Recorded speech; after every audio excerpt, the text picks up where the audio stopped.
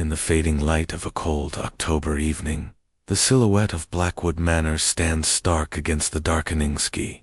Its Victorian architecture, once grand and imposing, now seems to slumber beneath the weight of decades of neglect. The camera pans slowly across the overgrown grounds, capturing twisted iron gates and crumbling stone cherubs that once welcomed visitors with their frozen smiles. The drone shot gradually descends, moving through skeletal tree branches, their leaves long since surrendered to autumn winds that whisper through the property like ghostly breath. The camera lingers on a small weathered sign, partially obscured by the Winslow House for Children, ESTM 1897. A raven lands atop the sign, its obsidian eyes seemingly staring directly into the lens before it takes flight again, drawing our gaze toward the mansion's broken windows. Dark ice watching from a forgotten face. A gentle female voice begins to narrate, her tone measured but tinged with an underlying unease that seems to match the disking visuals perfectly. The story of the Winslow family and their chain of orphanages begins like many tales of apparent philanthropy from America's Gilded Age. A wealthy industrialist family flushed with the proceeds of the railroad boom deciding to give back to society by providing homes for the nation's most vulnerable children. But beneath this veneer of charity lies one of the most disturbing unsolved mysteries of the early 20th century. A mystery that has remained buried for over 100 years like so many of its victims. The image shifts to sepia, to Ned photographs of a distinguished-looking family gathered on the steps of a mansion. A tall, austere man with a thick mustache stands at the center. His posture, military straight, one hand resting possessively on the shoulder of a woman seated before him. Her beauty is evident, even through the formal stiffness of Victorian photography, high cheekbones, clear eyes that seem to hold secrets, and a mouth that doesn't quite match the expected demure smile of Thera. 3 children in formal attire stand arranged around them like chess pieces on a board controlled by invisible hands.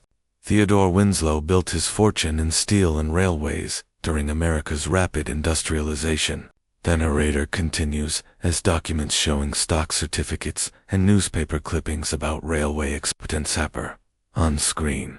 Born to modest means in 1855, Winslow displayed an almost preternatural talent for identifying business opportunities. During the economic panic of 1873, while other investors retreated, he acquired struggling steel mills at fractions of their value.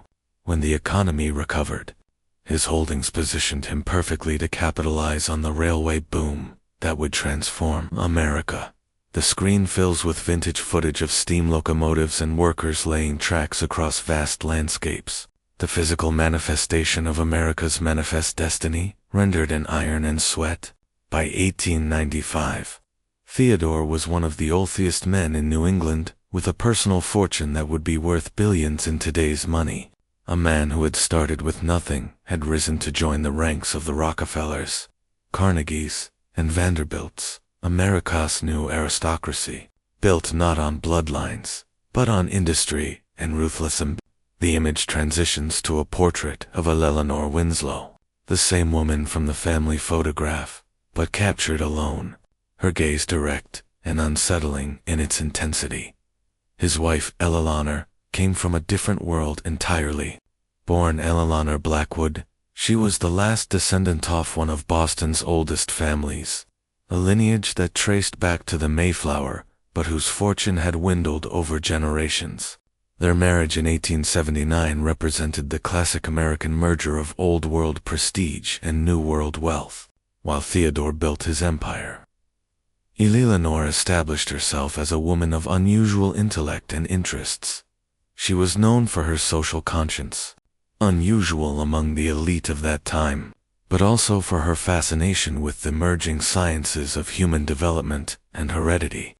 The screen displays Eleanor's portrait alongside photographs of her attending scientific lectures and medical demonstrations. A woman in elegant Victorian dress, somehow looking not out of place among men in academic robes. The camera slowly zooms in on Eleanor Winslow's face, Despite the formal stiffness of Victorian photography, there's something in her eyes, a certain intensity that seems to pierce through the decades, challenging the viewer to understand what drove her. She doesn't look like a monster, and that's perhaps the most disturbing revelation, that a man who appears so normal, so human, could orchestrate what was to come. What followed was unprecedented in scale. The narrator continues as the screen displays a map of the northeastern United States. Pins appear one by one, marking the locations of each new area. Over the next 15 years, the Winslow Charitable Foundation would establish 12 orphanages across New England and the mid-Atlantic states. From Maine to Maryland, the Winslow name becomes synonymous with progressive care for orphaned children. The camera pans across architects' renderings and construction photographs showing the building of each institution.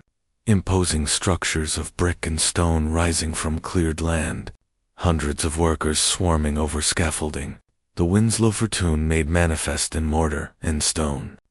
Each facility was lavishly funded, architecturally impressive, and staffed by professionals handpicked by the Winslows themselves. Unlike the overcrowded, underfunded state orphanages of the era, Winslow homes featured private rooms, modern plumbing, electric lighting, an educational facility that rivaled the finest private schools. Newspapers of the era praised the family's generosity, holding them up as exemplars of how America's new wealthy class should behave. The contrast with other child care institutions of the time couldn't have been more striking, says a new expert who appears on screen. Identified as Dr. Amelia Richardson, historian of American social welfare. This was the era before child labor laws, before meaningful regulation of orphanages. Dr. Richardson explains, seated in a book-lined office, many institutions of the time were little more than workhouses where children as young as 6 were expected to contribute through labor. Mortality rates of 30 to 40% were not uncommon due to disease, malnutrition, and neglect. Against this backdrop, the Winslow orphanages seemed like paradise. Children were well-fed, well-loaded, educated, and apparently healthy. The screen fills with newspaper headlines from the early 1900s. Winslow opened 6th home for orphaned children. Millionaire's charity transforms lives. Eleanor Winslow, America's angel of mercy.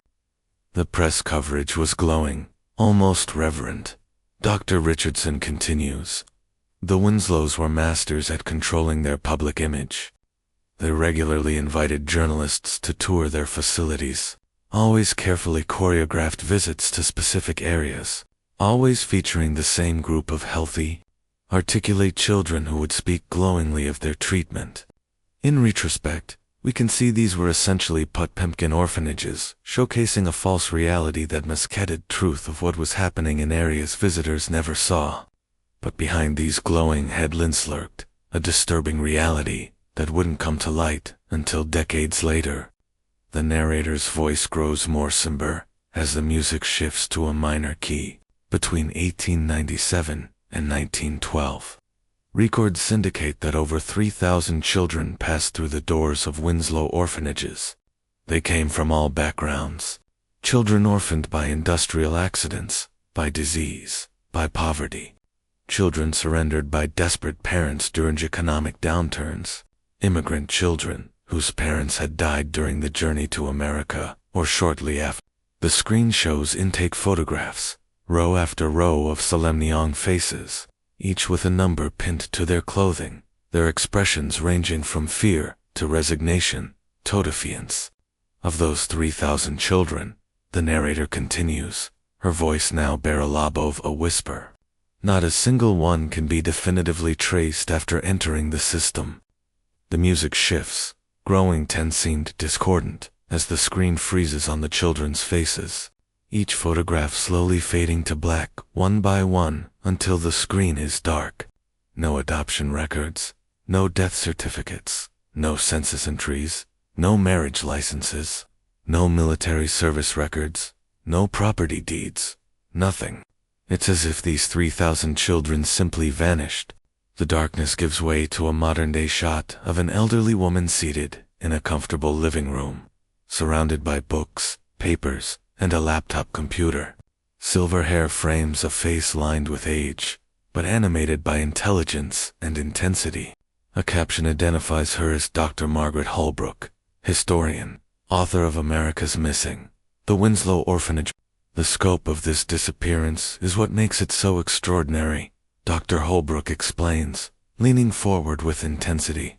We're not talking about a few missing records or clerical errors. We're not talking about children hopeful through administrative cracks or who changed their names and couldn't be traced. We're talking about thousands of children who entered these institutions and then vanished completely from the historical record.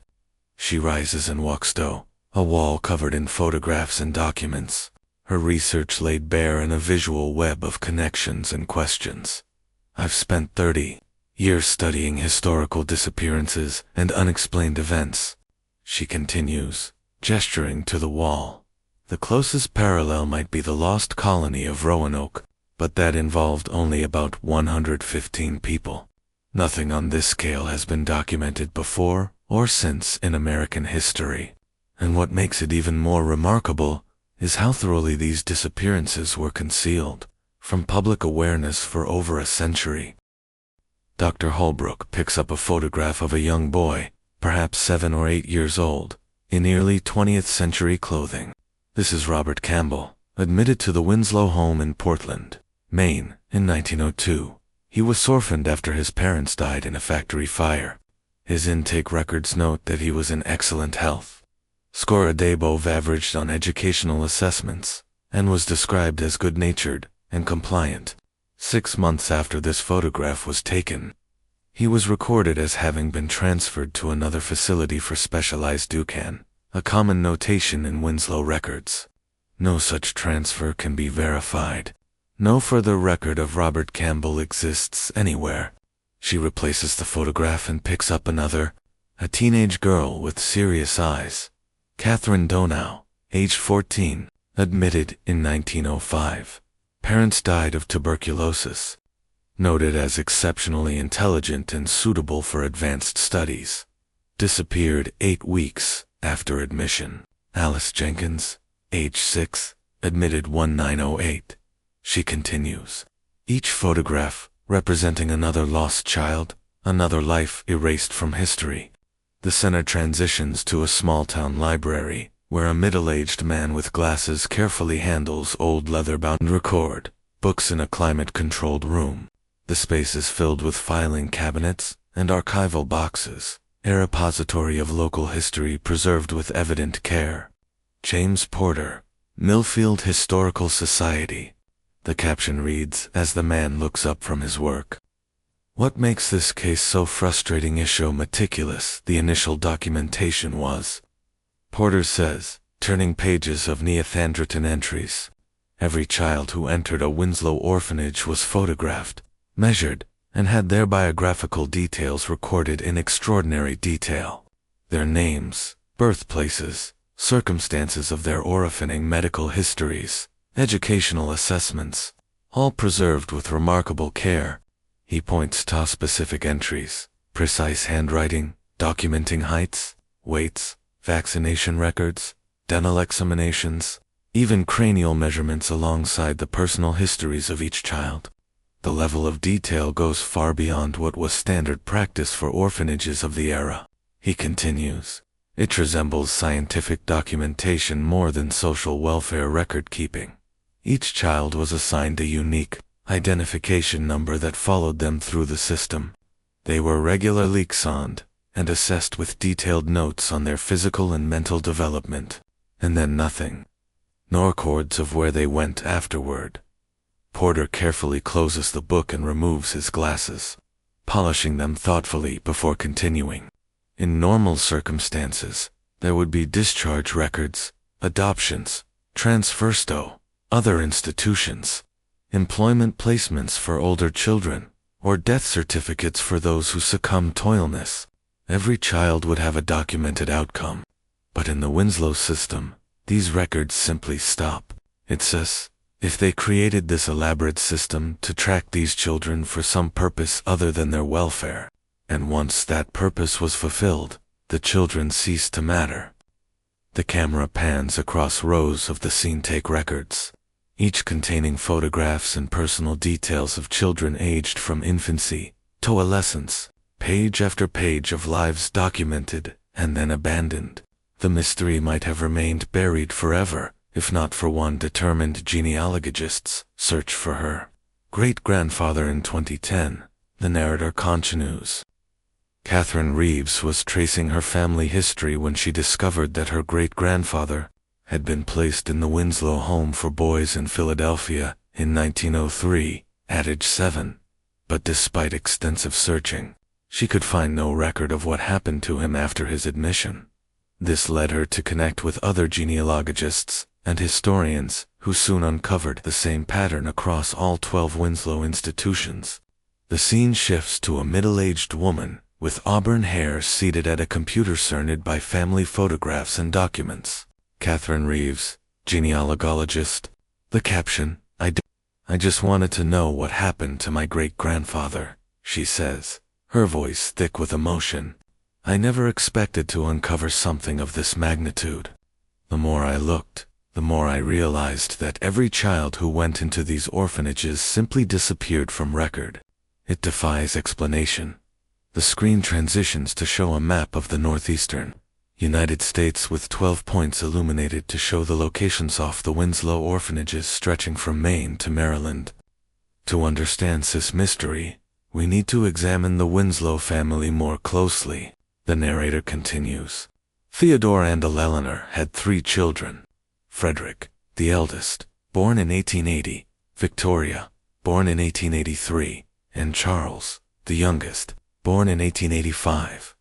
Formal portraits of each child appear on screen, as they're mentioned. By all accounts, they were raised in extraordinary privilege, educated by private tutors before attending prestigious universities. Frederick studied at Harvard, Victoria at Radcliffe, one of the few institutions offering higher education to women at that time, and Charles at Yale. They were being groomed to take over not just the family's business interests, but also their charitable foundation. The scene shifts to another historian, a younger man standing in front of an imposing university building. Dr. Robert Chen, professor of American history, Harvard University, reads the caption. What's particularly interesting about the Winslow children is how completely they embraced their parents' philanthropic mission, Dr. Chen explains. In an era when many wealthy heirs were known primarily for their extravagance and social escapades, they under Winslow were actively involved in the orphanages. There are numerous accounts of them visiting the institutions, overseeing operations, even personally interview BPIB potential staff members. This wasn't charity at arm's length. The camera pans across photographs showing well-dressed out adults, presumably the Winslow children, interacting with groups of orphans in formal settings. The first hint that something might be amiss came in 1908. The narrator continues as the scene shifts to show a yellowed newspaper clipping.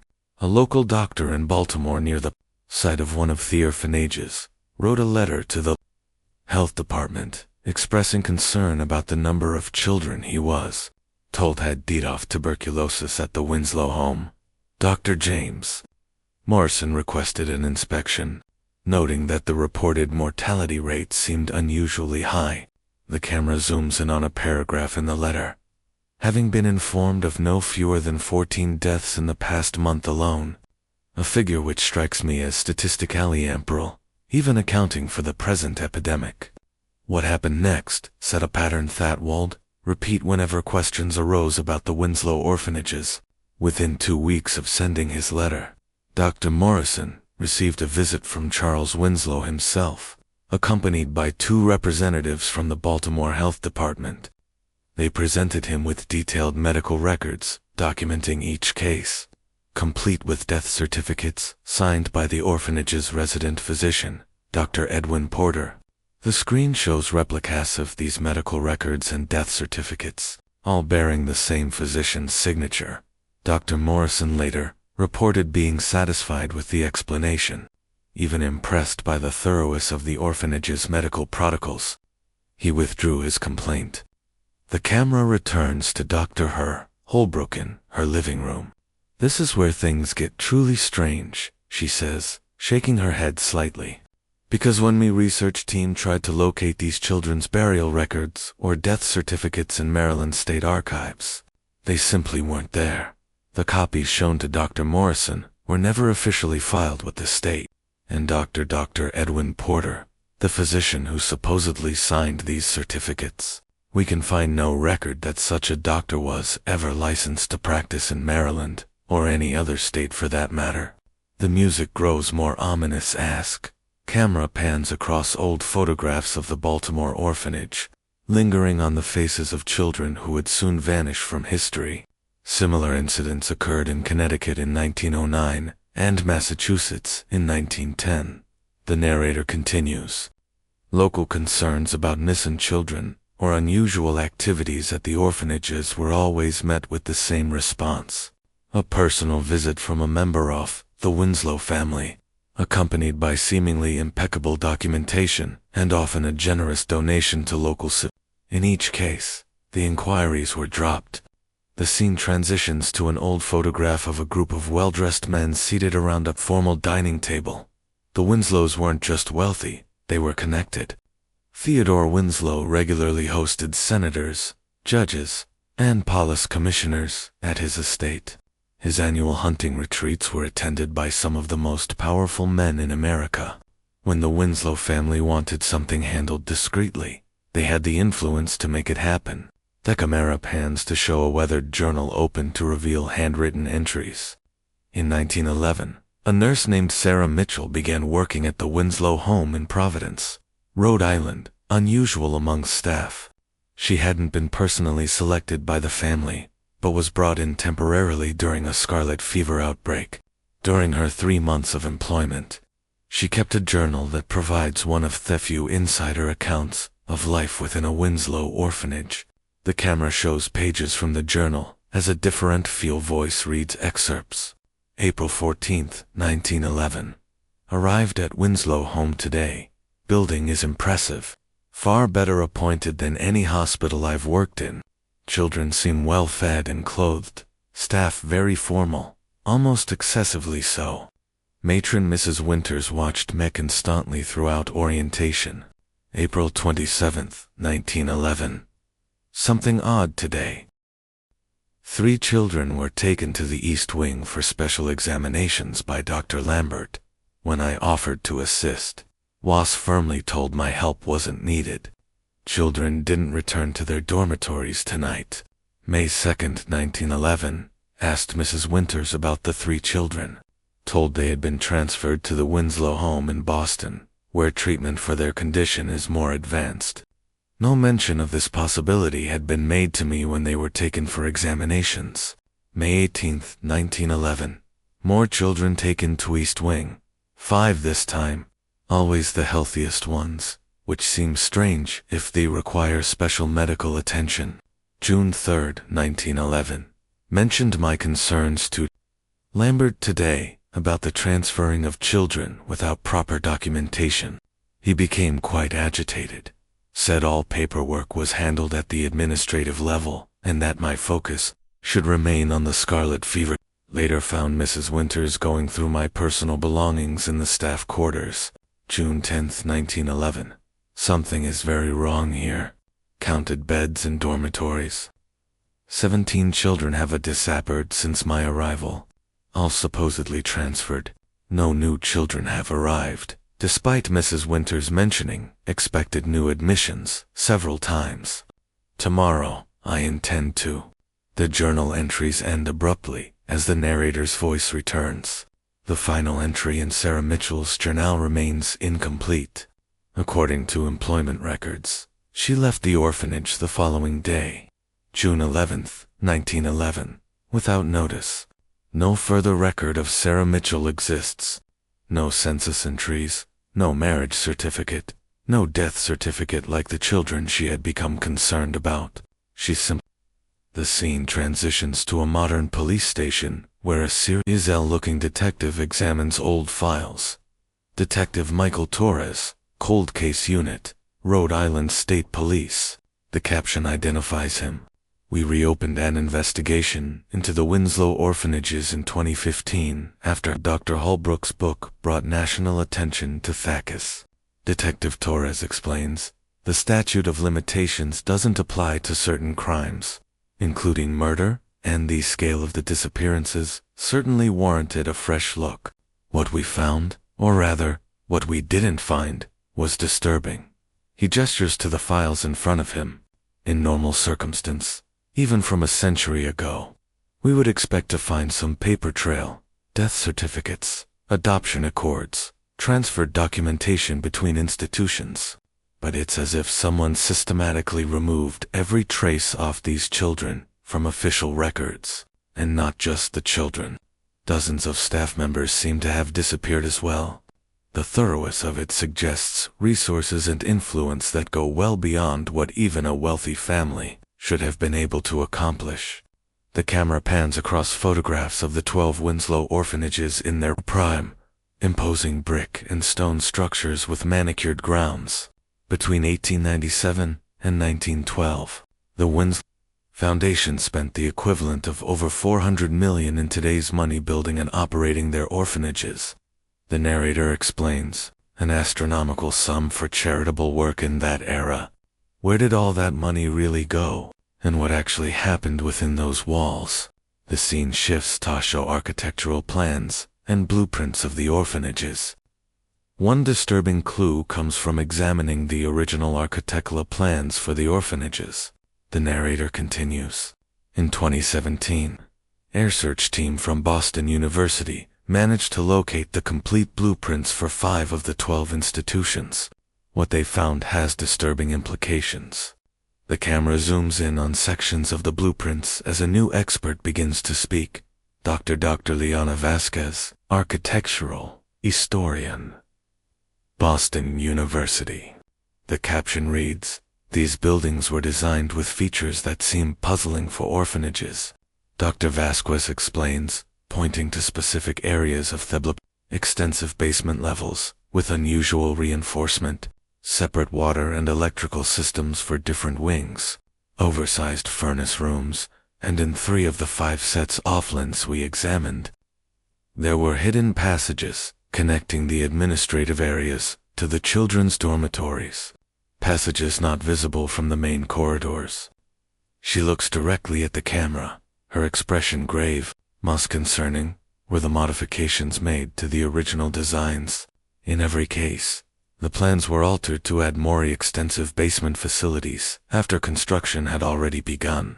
Theodore Winslow personally approved the set changes at considerable additional expense. The music becomes more intense as the camera pans across old photographs of basement doorways and corridors. But perhaps the most chilling evidence comes from the final days of the Winslow Orphanage system. The narrator says in June 1912, a fire broke out at the Winslow home in Hartford, Connecticut. The blaze began in the middle of the night and spread with unusual speed. By morning, the building was completely destroyed. Historical photographs of the aftermath of the fire fill the screen. Blackened ruins, firefighters, and onlookers gathered around the smoldering remains. Official reports listed 17 casualties, 12 children, and 5 staff members. However, admission records indicated that 73 children should have been resident at the time, along with 22 staff. The discrepancy was explained by a statement from Victoria Winslow, who told authorities that the majority of children and staff had been evacuated previous day due to planned renovations. The camera zooms in on a newspaper photograph of Victoria Winslow speaking with officials at the fire scene. Her face composed, but her posture rigid. No documentation of this evacuation was ever produced. No one came forward to confirm having received the transferred children or staff. Once again, dozens of people had vanished without trace. The scene transitions to show headlines from the summer of 1912. Second Winslow Orphanage burns in mysterious blaze. Fire destroys Philadelphia Winslow home. Investigation launched. Third Winslow Orphanage lost to fire. Arson suspected. Within 12 months of the Hartford fire, 3 more Winslow orphanages were destroyed by fire. In each case, the official death toll was surprisingly low, with the Winslow family claiming that most residents had been transferred before the blazes. By September 1912, the remaining 8 orphanages had been hastily closed, with all children supposedly transferred to other institutions. The camera shows a formal portrait of Theodore Winslow in his later years, his expressions stern and unreadable. Theodore Winslow died of a stroke in October 1912, just weeks after the closure of the final orphanage. His funeral was attended by senators, a Supreme Court justice, and even the Vice President of the United States. Newspaper eulogies praised his philanthropic legacy, with only a few mentions of the unfortunate series of accidents that had befallen his charitable works. The screen displays the ornate Winslow family mausoleum, an imposing structure of marble and granite. Eleanor Winslow survived her husband by only 4 months. Succumbing to what was described as nervous exhaustion in February 1913. Their children, Frederick, Victoria, and Charles, inherited one of the largest fortunes in America. Within a year, all 3 had left the United States, relocating to Europe just months before the outbreak of World War I. Photographs showing the Winslow children in European settings. Frederick in London, Victoria in Paris, Charles in Switzerland. The Winslow siblings never returned to America. They lived out their lives in luxury across Europe, maintaining their distance from the country where their family had built and lost its reputation. None of them ever married or had children. The last surviving sibling, Victoria, died in Geneva in 1972 at the age of 89, taking whatever secrets she possessed to her grave. The scene returns to Dr. Holbrook in her living room. The most unsettling aspect of this case is not just the disappearance of the children, she says, but the meticulous effort that went into erasing them from history. Someone went to extraordinary lengths to remove the sick children from records that should have been stored in multiple locations. This wasn't just negligence or pure. This was deliberate and systematic. The camera transitions to modern-day shots of the sites where the Winslow orphanages once stood. Some are now parks. Others have been redeveloped with new buildings. In 2018, archaeological excavations began at the site of the original Winslow Orphanage in Millfield. The narrator explains, what researchers found beneath the ruins sent shockwaves through the historical and forensic communities. The scene shows an archaeological dig-in progress, with researchers carefully excavating an area behind what would have been the orphanage's main building. Dr. Thomas Wright, forensic archaeologist, University of Massachusetts, appears on screen. We weren't expecting to find much, Dr. Wright explains, standing at the edge of the excavation. Our ground-penetrating radar had shown some structural anomalies beneath what would have been the courtyard area. So, we were initially looking for architectural firsts, not shown on the original plans. What we found instead were human remains. The camera shows carefully marked excavation units, with researchers meticulously documenting their findings. To date, we've recovered the remains of 47 individuals from this site alone. Dr. Wright continues, his expression grave. All children, ranging in age from approximately 3 to 16 years. Most disturbing is that many show evidence of surgical procedures that have no therapeutic purpose. We can identify precise incisions on the skull and spine, evidence of tissue and organ removal, strange modifications to thelong bones. These weren't medical treatments. They were something else entirely. The camera pans across laboratory tables where researchers examine small bones with painstaking care. Dr. Sarah Keller, forensic anthropologist, a new expert, is introduced. The precision of the modifications to these remains is what's most unsettling. Dr. Keller explains, pointing to specific features visible under magnification. These weren't crude they were performed with sophisticated tools and considerable anatomical knowledge. Some of the techniques appear to have been experimental in nature, testing different approaches, different methods of accessing certain areas of the body. She pauses, clearly disturbed by her own findings. Based on the evidence, the children didn't die of natural causes. They were subjected to systematic procedures that no legitimate medical practice would justify, especially on children. The scene transitions to Detective Torres at the police station. Following the discoveries in Millfield, we obtained warrants to investigate these sites of 3 other former Winslow orphanages, he explains. At each location, we found similar remains, though in varying numbers. We're dealing with what appears to be one of the largest cases of organized child murder in American history. The camera shows investigators at multiple sites, the grim work of recovery continuing. But question remains, why?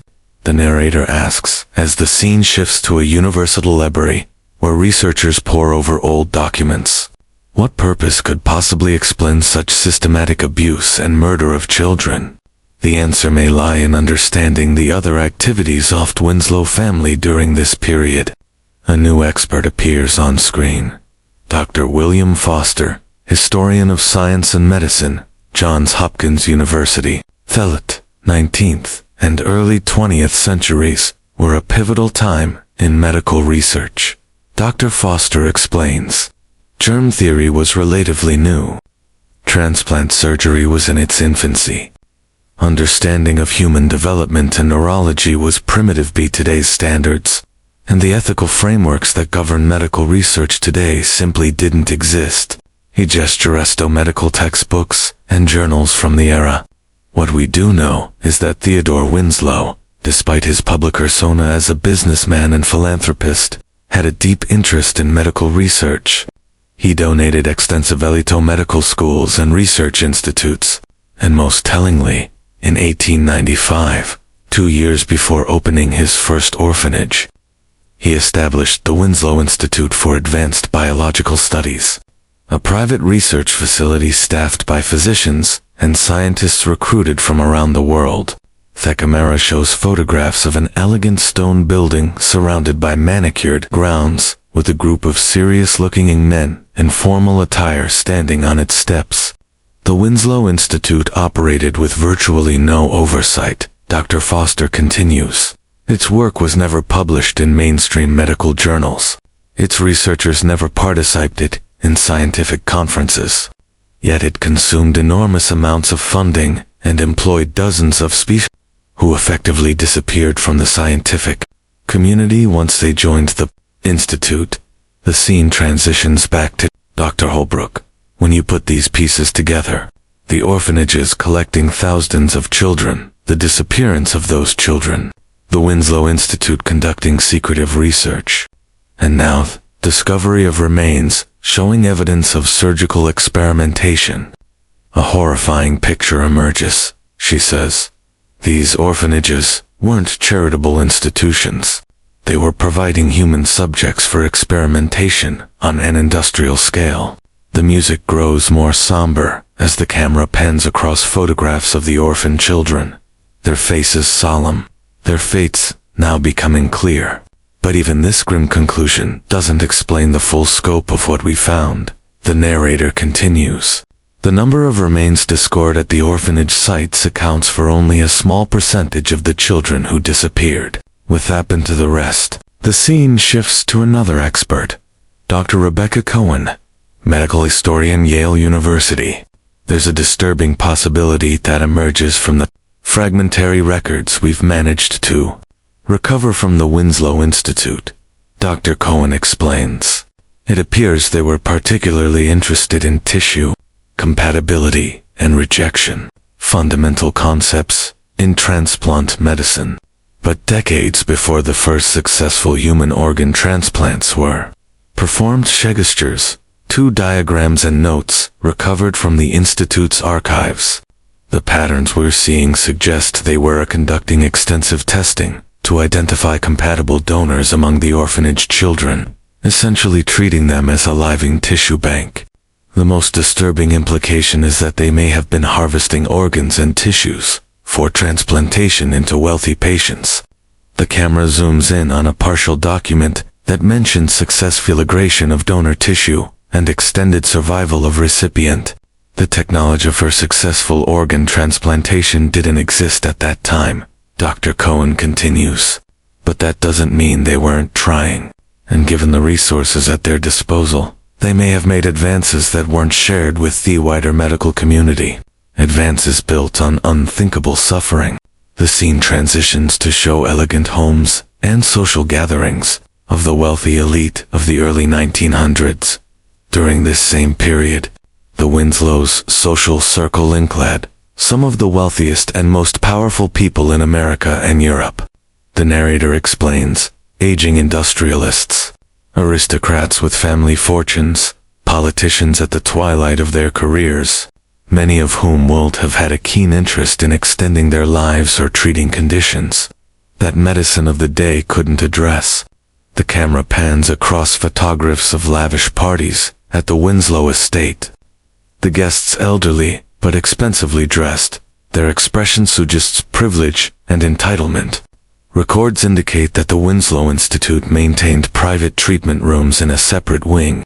The narrator continues, visitors would arrive at, stay for periods ranging from days to weeks, and leave with no public record of their visit. Among the Institute's visitors were at least 3 senators, a governor, several European nobles, and numerous business leaders. All aging, all wealthy, all willing to pay handsomely for treatments they couldn't receive elsewhere. Detective Torres appears again, looking troubled. We found financial records suggesting payments to the Winslow Foundation that far exceed normal charitable donations, he explains. Some individuals made contributions of what would today be millions of dollars, often coinciding with their visits to the Institute. These weren't donations. They were payments for services rendered. The scene shows researchers examining ledgers and financial documents. The scale of this operation was extraordinary, the narrator says. Thousands of children processed through the orphanages, hundreds of staff members involved, at various levels. Dozens of wealthy clients receiving experimental treatments, all of it hidden behind a facade of philanthropy that fooled an entire nation for 15 years. Dr. Holbrook returns to the screen. What makes this case so important to understand beyond the sheer horror of it is how it illuminates the darkest possibilities of wealth and power, operating without accountability. She says the Winslows created a system where children, society's most vulnerable members, could be exploited, experimented upon, and disposed of without consequence. And they nearly got away with it completely. The camera returns to the archaeological excavation in Millfield, where work continues as researchers uncover more remains. In 2023, the investigation act to include the grounds of the former Winslow estate, the narrator explains, using ground-penetrating radar and cadaver dogs. Investigators identified multiple areas of interest across the 200-acre property. The screen shows teams working methodically across wooded grounds, marking areas for excavation. What they found suggests that the estate itself may have been the final destination for many of the missing children. The narrator continues, as the camera shows forensic teams carefully excavating a large area. To date, investigators have recovered the remains of over 300 individuals buried in unmarked graves on the property. Most of them children, but also including adults may have been orphanage staff members. Detective Torres appears again, standing at the edge of the excavation. This is now officially the largest mass grave discovered in modern American history. He says, his voice tight with controlled emotion, and based on the radar surveys, we've only excavated about 20% of the potential burial areas in the property. The final count could be in the thousands. The scene transitions to a laboratory where researchers examine recovered artifacts, small personal items found with the remains. Dr. Jennifer Oakes, forensic, a new expert, is introduced. We're finding personal effects with some of the remains. Hair clips, buttons, occasionally jewelry, or religious medals, Dr. Oakes explains, showing several small items carefully preserved in evidence containers. We're hoping these might help us identify some of the victims, especially when combined with DNA analysis and the detailed intake records from the orphanages. The camera shows a team working with computers and laboratory equipment. The identification effort is the largest of its kind ever undertaken, using advanced DNA techniques. Researchers are attempting to match their remains with potential descendants of the missing children's families. A challenging task, given that most these children were orphans with few known relatives. The scene shifts to Catherine Reeves. The genealogy first began investigating the disappearances. Every child who went into those orphanages had a history, a family somewhere, she says, the emotion evident in her voice. Even if their parents were dead, many had siblings, cousins, aunts and uncles who lost track of them. Each one of these children represents a branch of a family tree that was violently cut short. By identifying them, we're not just solving a historical mystery. We're restoring connections that were severed. The camera shows a wall of photographs, the intake photos of children from the Winslow orphanages. Their faces solemn, their futures unknown to date. 17 sets of remains have been positively identified through denamaging with descendants of their families, the narrator says. Among them was William Reeves, Catherine's great-grandfather, whose remains were recovered from the Winslow estate. In 2024, 121 years after he entered the orphanage system, the scene returns to the present day, showing the former Winslow estate now transformed into a memorial site. Simple stone markers stand in rows, each representing a recovered individual. Visitors walk slowly between them, some leaving flowers or small tokens. The investigation continues, both into the forensic evidence and the historical record. The narrator explains, many questions remain unanswered. How many people knew what was happening? How did the Winslow maintain secrecy on such a scale? Did their children continue similar practices in Europe after fleeing America? Dr. Holbrook appears one final time. The Winslow case forces us to confront uncomfortable truths about wealth, power, and what humans are capable of doing to one another. She says, it's easy to distance ourselves from this horror by thinking it happened in a different time, under different circumstances. But the conditions that made it possible, extreme wealth concentration, vulnerable populations with few protections, and influential people who believe their desires outweigh others' humanity. Those conditions haven't disappeared. The camera pans slowly across the memorial site as twilight falls, the markers casting long shadows. The story of the Winslow orphanages isn't just a historical mystery, the narrator concludes. It's a warning about what can happen when we fail to protect the most vulnerable among us. The children who disappeared into this system deserved better than to become nameless subjects in a wealthy family's experiments. They deserve to be children, to grow up to live their lives. At the very least, they deserve to be remembered. The screen shows a single candle being lit beside one of the markers. As darkness falls, the search for answers continues.